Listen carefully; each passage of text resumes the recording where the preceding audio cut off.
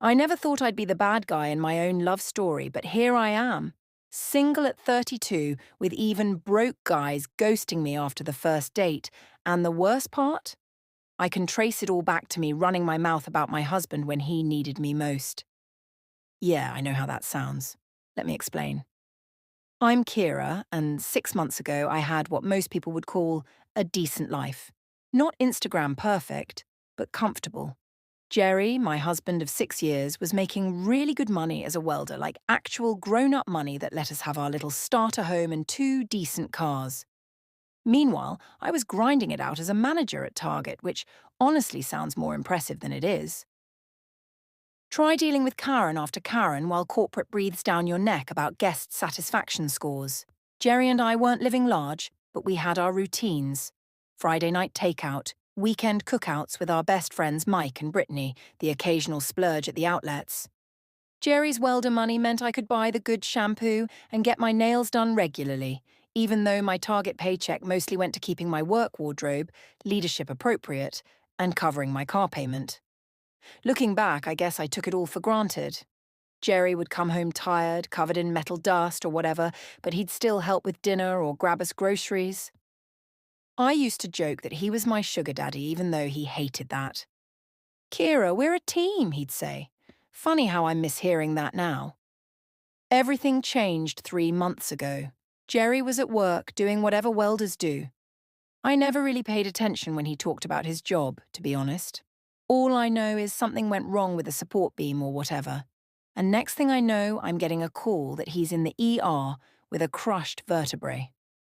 The doctors kept using words like severe spinal compression and potential chronic pain, but all I could think about was how we'd manage if he couldn't work.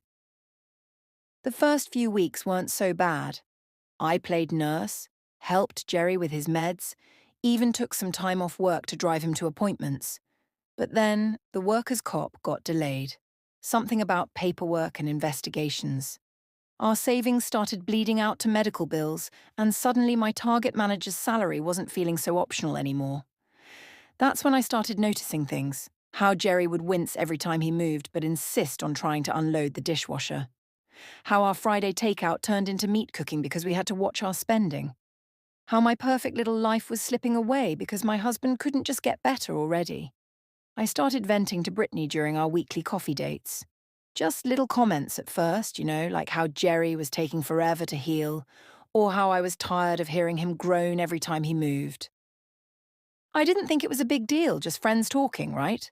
And, yeah, maybe I got a bit carried away during break room chats at Target, making jokes about having a useless husband at home. But I was stressed. Nobody tells you how hard it is watching your lifestyle disappear while your husband lies around all day. God, I sound horrible, don't I? But here's the thing. I didn't see it then. I was too busy being mad at the situation, at the workers' comp people, at Jerry for not healing faster. I didn't realize I was about to lose everything until it was too late. And the worst part? It wasn't even the injury that broke us. It was my own big mouth. Let me tell you how it all fell apart because maybe someone can learn from my mistake. Though honestly, I'm still not sure what I could have done differently. I mean, what was I supposed to do? Just silently watch my life implode. It started getting real when the medical bills kept coming and Jerry's workers' comp checks didn't. Like, we're talking ramen noodle dinners and me cancelling my gym membership. Jerry kept saying we'd be fine, but I could see our savings draining faster than a clearance sale at Target. And there he was, still on the couch, still moaning about his back, still not getting any better. I started dreading going home after my shifts. At least at Target I could pretend everything was normal. Well, as normal as retail hell gets, but my breaks turned into therapy sessions. You guys, my husband is literally useless now. I'd tell my teen while scarfing down my sad packed lunch. Like, he can't even take out the trash without acting like he's dying. Brittany was my main outlet, though.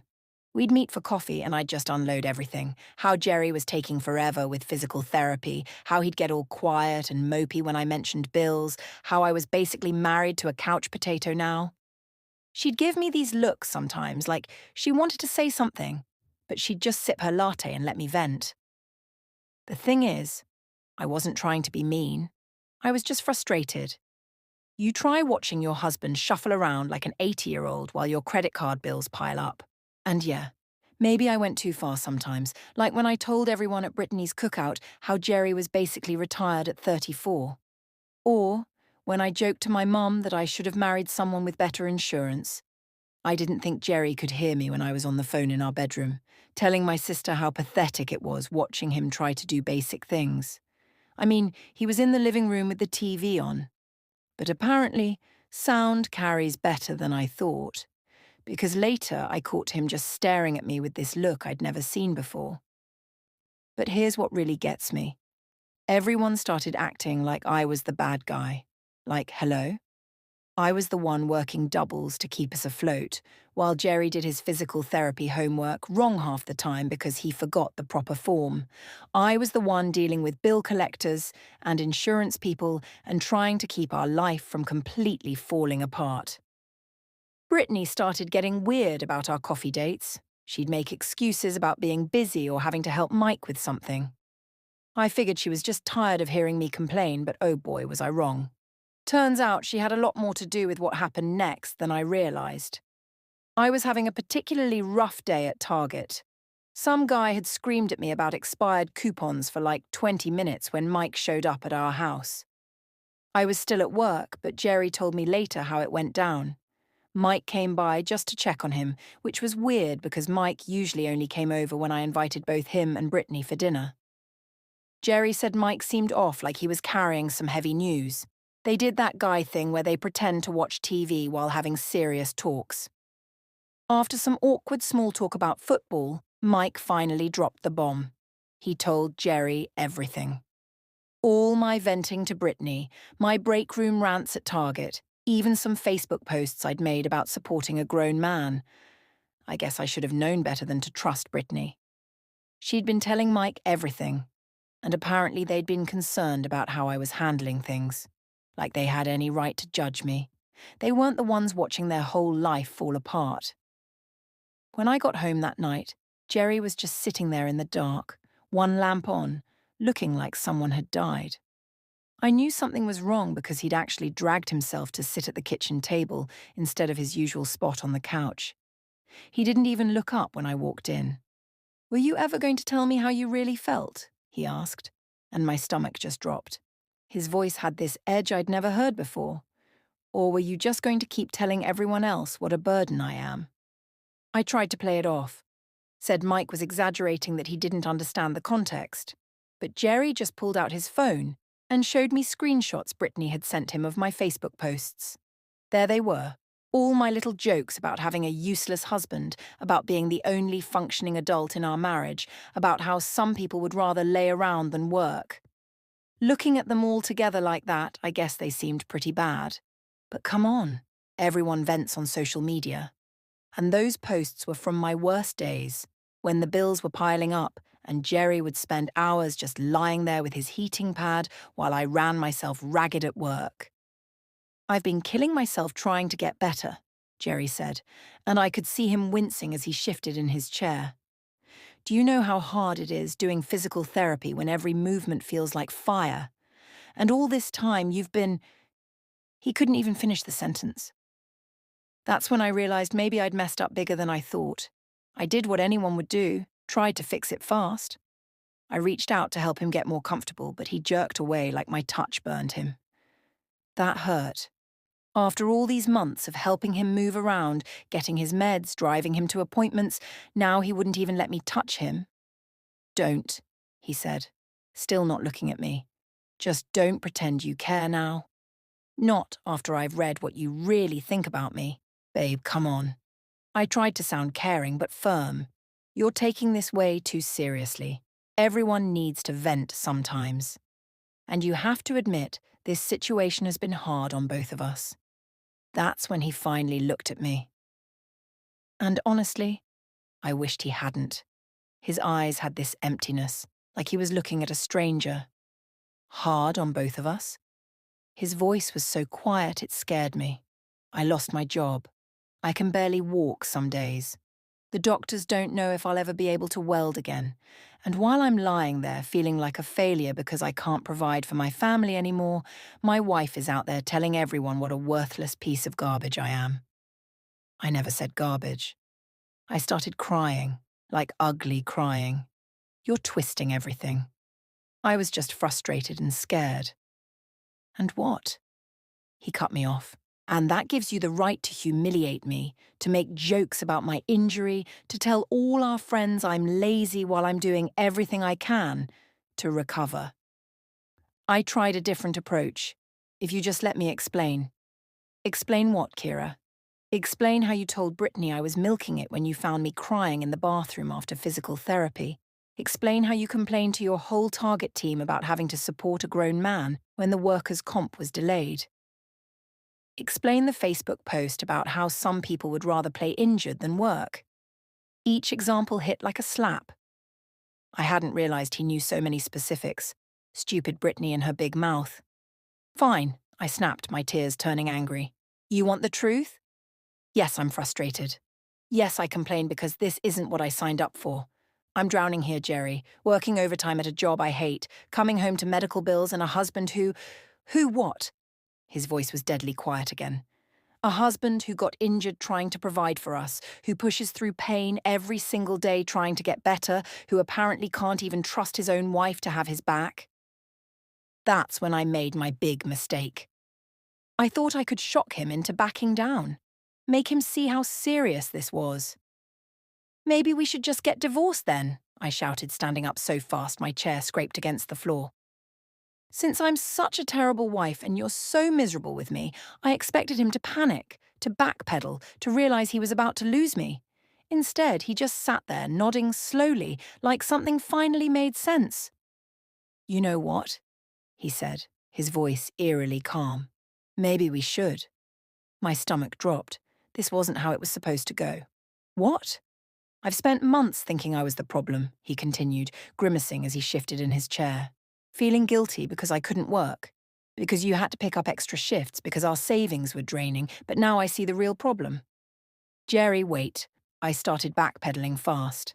I didn't mean, yes, you did. He cut me off. You meant every word. Just like you meant all those things you said to our friends, to your co-workers on Facebook. The only difference is now you're saying it to my face. I tried changing tactics, made my voice soft and sweet.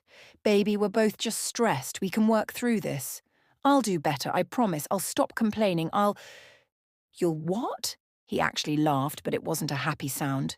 You'll just trash me behind my back instead of to my face. You'll wait until I'm asleep to post about what a burden I am. That's not fair. I was crying again, but this time it wasn't getting me anywhere. I've been taking care of you for months. Taking care of me? His eyes got wide. Is that what you call it? Helping me with basic tasks while telling everyone who'll listen how pathetic I am? Making sure I take my meds while joking about how you're stuck with a useless husband? He tried standing up then, and I saw him bite back a groan of pain. I reached out to help him automatically, but he waved me off. Don't bother, he said, using the table to push himself up. I'd hate to be more of a burden than I already am. That's when the panic really set in. This wasn't a fight anymore. This wasn't something I could fix with tears or promises or manipulation. I could see it in his eyes. Something had broken between us. Something I wasn't sure could be repaired. That was 6 months ago. Jerry moved in with his brother the next day while I was at work. He left his key and a note saying his lawyer would be in touch. A lawyer, like we needed to get that formal about it. I tried everything to fix it, called him constantly until he blocked my number, sent him long emails about how sorry I was, how much I missed him, how we could work it out, posted sad songs on Facebook about forgiveness and second chances. Nothing. Radio silence. Meanwhile, my so-called friends showed their true colours. Brittany blocked me on everything. Other friends stopped inviting me places. Even my work friends started finding excuses not to take breaks with me, like I was toxic or something. The real kick in the teeth? Jerry's doing better now. My friend Chelsea ran into him at the grocery store last week, said he's walking almost normally, working part-time, training new welders since he can't do the heavy lifting anymore. He's even dating some nurse he met at physical therapy. Must be nice. Having someone who actually understands medical stuff. Mule. I'm still at Target, but now I'm the manager everyone whispers about. The one who trashed her injured husband. I tried dating apps, but somehow people always find out about what happened. Even guys I meet at bars ghost me once they hear through mutual friends about what I did to my ex. And honestly, I still don't get why everyone's making such a big deal about this. Yes, I said some things I shouldn't have. Yes, I could have been more supportive, but I was stressed. I was scared. I was watching our whole life fall apart while Jerry took forever to heal. Anyone would have complained a little, but try telling that to the last guy I dated. He actually had the nerve to say he couldn't trust someone who'd kicked their partner while they're down. As if he knows anything about what I went through, about how hard it was watching your husband turn into a different person, seeing your comfortable life slip away, dealing with all that pressure alone. So here I am, single at 32, still folding clothes and dealing with entitled customers at Target. Meanwhile, Jerry's moving on with his life like I never existed. Everyone acts like I'm the bad guy, but nobody wants to acknowledge how much I did for him before I cracked under pressure. Nobody remembers all the doctor's appointments, all the medication schedules, all the nights I spent worried about our future. The worst part, even the broke guys won't date me now. Like, seriously? You're working part-time at GameStop and living with roommates, but somehow I'm not good enough for you. At least I have a management position. I guess this is my karma or whatever, but if you ask me, I'm not the villain everyone makes me out to be. I'm just someone who said what everyone else thinks when things get hard. I just made the mistake of saying it out loud.